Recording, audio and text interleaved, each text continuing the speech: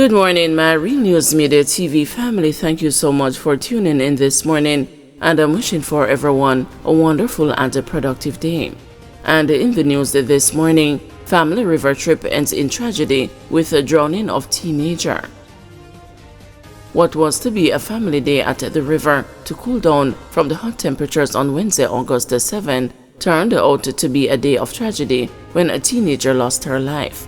Dead is 16-year-old Guys Hill High School student Leon Reed. Reed is said to have accompanied her family on a river trip to Chovis River in the vicinity of Highgate. Police reports are that Reed was in the water when she got into difficulties. Family members reportedly went to her rescue, but she was unresponsive. She was taken to the Anota Bay Hospital, where she was pronounced dead. The news was told by a family member that the mother of the teen was hospitalized after hearing the news of the death of her daughter. The Anota Bay police are investigating. Father upset about the state of the body of the third son he will have to bury in 8 years. A father is fighting to stay strong, having lost the 3 sons to tragic circumstances in the space of almost 8 years, with the state of the body of his third son at the front of his mind. Clarence Beckford shared with the news on Wednesday that the third of his sons was killed by the police in Central Village, St. Catherine in May. Beckford said he was not there when his son was killed by the cops and is not in a position to challenge the circumstances under which he was shot dead. But he is concerned about the way that his son's body was stored at a morgue in Spanish Town, St. Catherine, which caused it to decompose. According to Beckford, when he and the son's mother went to identify his body on the day he was killed, there was no decomposition of the corpse. He said that when he went back to the morgue recently to check on the body, what he witnessed was horrific. I have 1 child left now, a daughter. Sometimes I feel like I would fall, but I hear a voice saying, "Stay strong." I have to fight to stay strong. I may not drink no rum. My son's name is Dwayne Beckford. Crazy thing a go on, man. He died on May 30 from gunshot. He was at a funeral home from May 30, and when the people doing the autopsy called me, and I went back there last week Friday to view the body, it was a different sight, said Beckford. The body decayed. The eyes were far away in the head back. It was like a skeleton I was looking at. He had no hair on his head, and he was stink. He was just in a bad condition, like his body wasn't stored properly. It was just the goodness of God that allowed me to stand up and face it. I asked about it, and I was told that light went during the hurricane burial. But I am saying that even if the light went in the storm, you must have had a standby generator to chip in. You cannot treat people's body like that, added Beckford, as he charged that there were several other families who faced a similar situation. It is not even like it was him alone. People run and bawl when them saw their relatives. A girl went in before me, and when she came out and stand up, she had to get assistance to go outside, because she was on the verge of fainting. Whole heap of family have faced the same thing. I would love to take action because it cost me to reconstruct him so that we can look at him. When we first identified him in the morgue, there was no decay. His body was spoiled. Something went wrong with the fridge. I understand that they pack their fridge like when you pack bags on top of bags, because they don't have shelves. I'm just tired of the running up and down. I just want to put him down. We're planning the funeral for the 24th of this month, said Beckford. At the third son this may bury, I'm going to identify them and they never look like this. At the first may see this, he added. Beckford said before he lost Dwayne in May, in December 2022, another son, Daniel, died when the worker he was driving with a forklift aboard went over a precipice in Slagoville, St. Catherine. Before that, in 2016, his son Sanjay was found hanging from a tree in St. Elizabeth, where he had gone to visit his grandmother in what was initially believed to be a murder, but no one was ever charged, as the police suspected it was a case of suicide. Central Village under curfew. A 48-hour curfew has been imposed in sections of Central Village, St. Catherine. The curfew began at 6 p.m. on Wednesday and will remain in effect until 6 p.m. Friday. The coordinates are as follows: north along an imaginary line, running east to west from the range at the National Police College of Jamaica to Windsor Road in the vicinity of the Prophetess Morris Christian Church.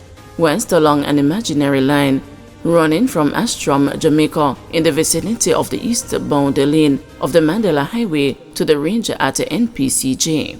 East along an imaginary line from Windsor Road in the vicinity of the Prophetess Mary's Christian Church to the compound taxi stand in the vicinity of a section of the eastbound lane of the Mandela Highway.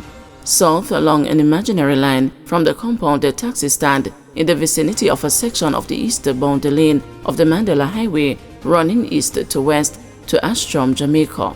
During the hours of the curfew, all persons within its boundaries are required to remain within their premises unless otherwise authorized by the ground commander. More than 16,000 JPS customers still without power.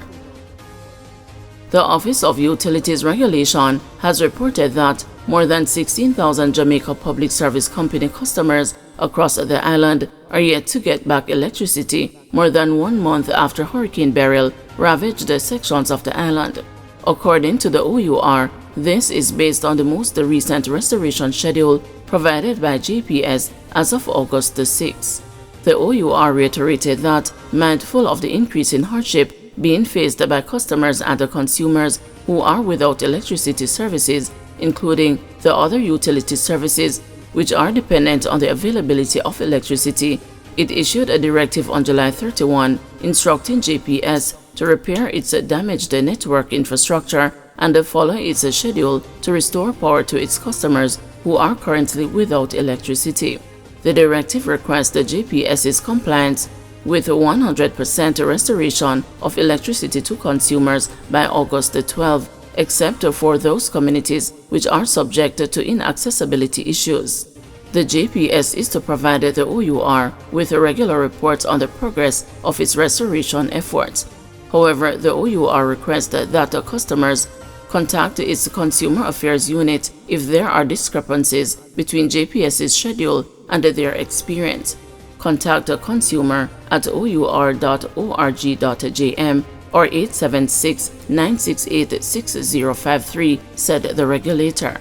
According to its latest Hurricane Beryl restoration schedule, JPS said that it achieved 97.67% restoration of its customers and it would restore supply to the remaining customers subject to any inaccessible issues. It has reported that it is on track for the restoration in all parishes with a delay beyond August 12, only in St. Elizabeth Southwestern. JPS has also committed to restoring priority areas identified by the National Water Commission so that water can be returned to communities, said the OUR. Failure to comply with the OUR directive within the time specified will render JPS liable to enforcement action pursuant to Section 9 of the Office of Utilities Regulation Act. Lack of electricity hindering preparation of some schools for September start. First, the Vice President of the Jamaica Association of Principals and the Vice Principals, Linton Ware, says that the lack of electricity at a number of schools, including Cross Keys High in Clarendon, is hampering preparation ahead of the start of the new academic year in September. Mr. Ware pointed out that some parents have not yet received the report cards as the process is yet to be completed due to the lack of power. The reports have not been completed. It has not been completed because electricity, they need that to have that complete.